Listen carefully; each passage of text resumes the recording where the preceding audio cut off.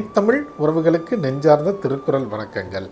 இன்று நாம் திருக்குறளின் பொருட்பாலில் 103வது அதிகாரமாக உள்ள குடி செயல் வகை என்ற அதிகார தலைப்பின் கீழ் அமையப்பெற்றுள்ள 1027வது திருக்குறளை பற்றி அறியப் போகின்றோம். குடி செயல் வகை என்பதற்கு பிறந்த குடியின் பெருமையை காத்தல் என்ற பொருளில் இந்த அதிகாரத்தின் தலைப்பு அமையப்பெற்றுள்ளது. இப்பொழுது நாம் 1027வது திருக்குறளுக்கு செல்வோம். அமரகத்து வன்கண்ணற் போல தமரகத்தும் ஆற்றுவார் மேற்றே பொறை. அமரகத்து வன்கண்ணற் போல தமரகத்தும் ஆற்றுவார் மேற்றே பொறை. இத்திருக்குறளுக்கான பொருள் என்னவென்பதை இப்போது நாம் காண்போம்.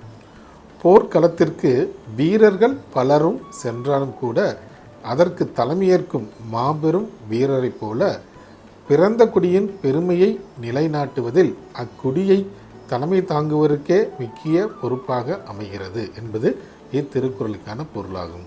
மீண்டும் பொருள்: போர்க்களத்திற்கு வீரர்கள் பலரும் சென்றாலும் கூட அக்களத்திற்கு தலைமையேற்கும் மாபெரும் வீரரை போல பிறந்த குடியின் பெருமையை நிலைநாட்டுவதில் அக்குடியை தாங்கிக் கொள்பவருக்கே முக்கிய பொறுப்பு உள்ளது என்பது இத்திருக்குறளுக்கான பொருளாகும்.